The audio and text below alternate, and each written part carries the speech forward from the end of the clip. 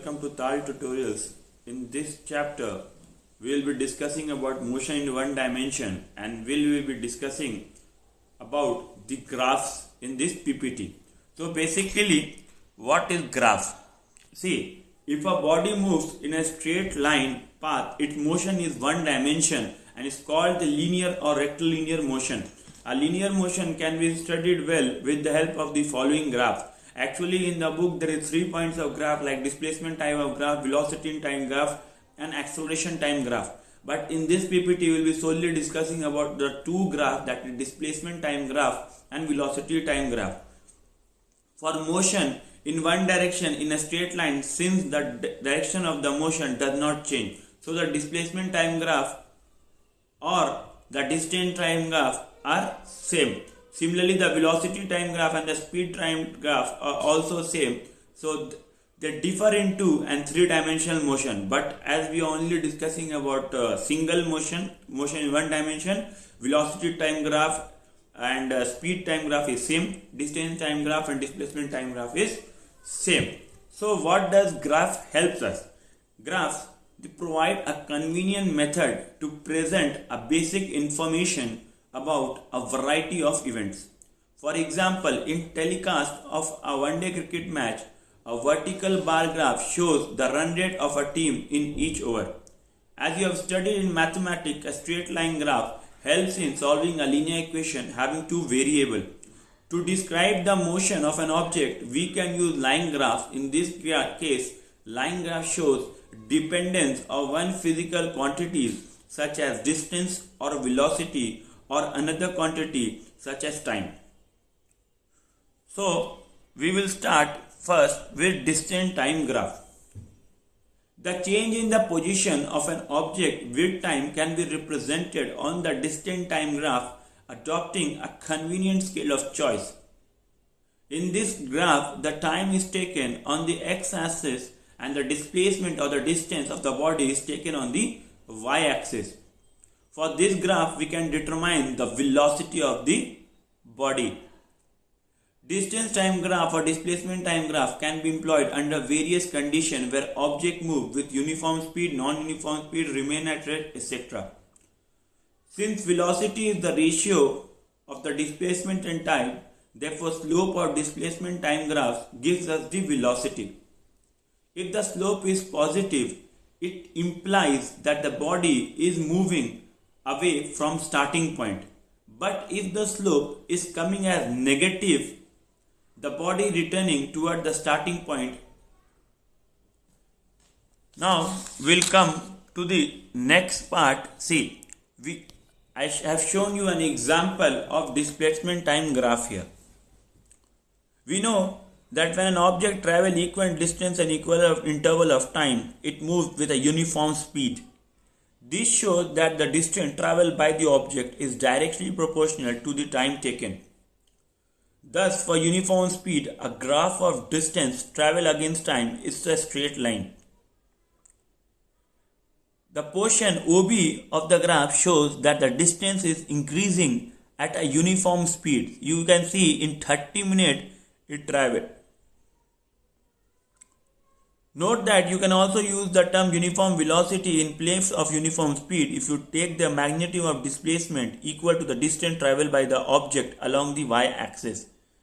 See, as this is traveling in a straight line, we can justify that this is a uniform motion. See, I have shown you a good example with this. We can use the distance time graph to find the speed or displacement time graph to find the velocity. See, we have taken a small part, that is A and B,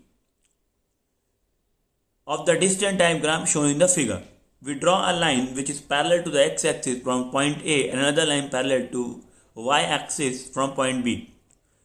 These two lines meet each other at point C to form a triangle A, B and C. Now on the graph, AC denotes the time interval, that is T2 minus T1, while BC corresponds to distance, that is S2 minus S1. We can see from the graph that as the object moves from A to B, it covers a distance of S2 minus S1 in time T2 minus T1. Therefore, speed of the object can be represented by the slope, that is s2 minus s1 divided by t2 minus t1. I can understand that here there is a little bit of confusion, but when we will be doing the numericals in the last part, these things will be cleared out more. Now, to make it more clear, I have shown you three graphs here. When it is having a uniform speed, it is going in a straight line. When it is at rest, it is straight like this. And when there is non-uniform motion, it is changing. In the graph also we can see that there is always some changes going around. Now, what is velocity time graph? In the velocity time graph, time is taken on the x-axis and the velocity is taken on the y-axis. Since the velocity is a vector quantity, the positive velocity means that the body is moving in a certain direction away from its initial position, and the negative velocity means that the body is moving in the opposite direction, that is toward the initial position. From the velocity time graph, we can find two things. One is the distance or displacement of the body, and second is acceleration of the body. You can also determine the distance moved by car from its velocity time graph. The area under the velocity time graph gives the distance.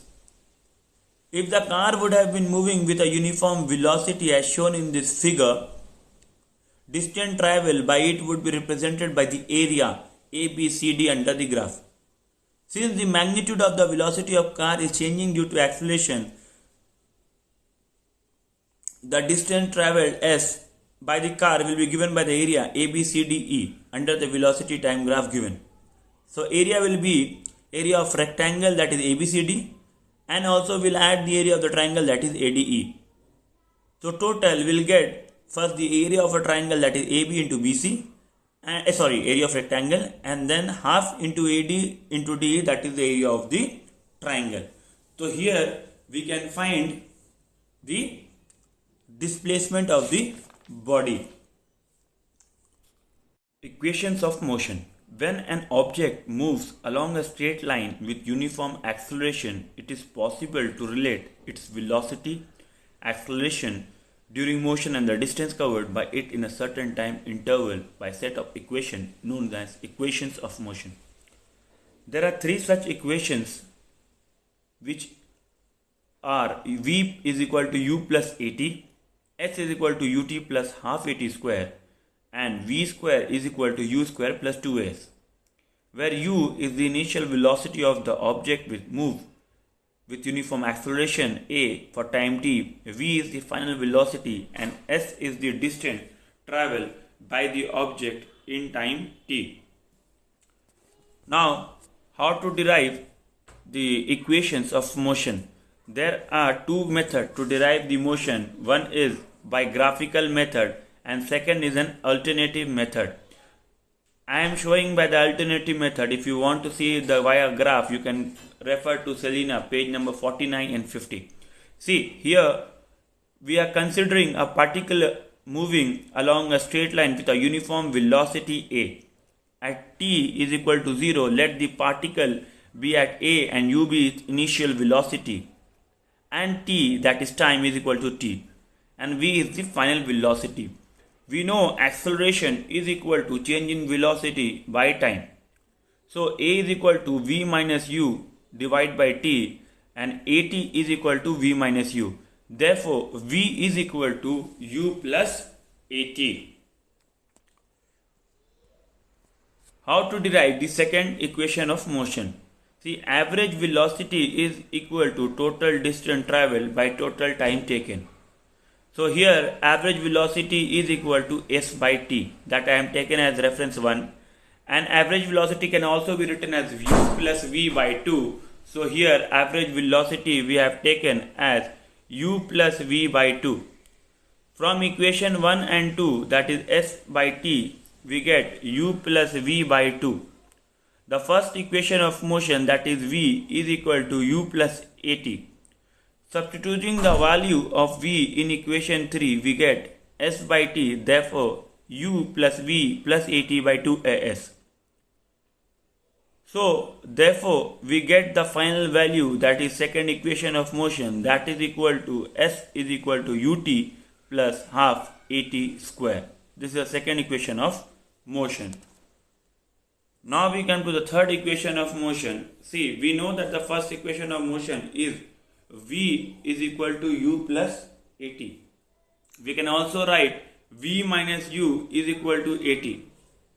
As average velocity is equal to S by T, and that can also be written as U plus V by 2.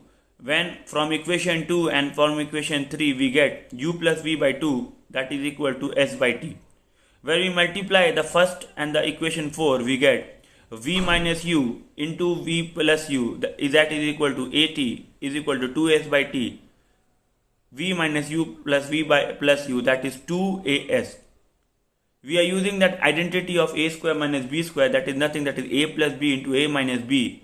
Therefore, we get V square is equal minus U square is equal to 2AS. This is the third equation of motion. I'll also be discussing only two numericals here, as I'll be having another set, that is part 3 for this, and that will be a numerical set. So here a train starting from rest attain a velocity of 72 km per hour in 5 minutes. Assuming that acceleration is uniform, first we need to find the acceleration, second the distance traveled by a train for attaining its velocity. We have equation given u is equal to 0 and v is equal to 72 km per hour, that is nothing, that is 20 meter per second when we convert, and time is 5 minutes, that is 300 seconds. From the equation we know that a is equal to v minus u by t, therefore 20 minus 0 by 300, it comes to 1 by 15 meter per second square. From equation we have 2as is equal to v square minus u square, therefore s is equal to v square by 2a, that is 3000 meter. We can also say as 3 kilometer. One more question, that is the brakes are applied to a car producing an acceleration of 6 meter per second square in the opposite direction to the motion. If the car takes 2 seconds to stop after the application of the brakes, calculate the distance it travelled during this time. We have been given a is equal to minus 6 meter per second square and t as 2 seconds. So v is equal to 0 meter per second. We know that v is equal to u plus at, where we put o as v and u plus a we are putting negative minus 6 into time, that is 2 seconds. So here we get u as 12 meter per second. From equation we get s is equal to ut plus half at square. When we substitute the value, we get as 12 meter. Thus the car will move 12 meter before it stops after the application of the brakes. That is end for this topic. In the next PPT, I'll be discussing some more numericals to make more clarity on it. Till then, bye bye.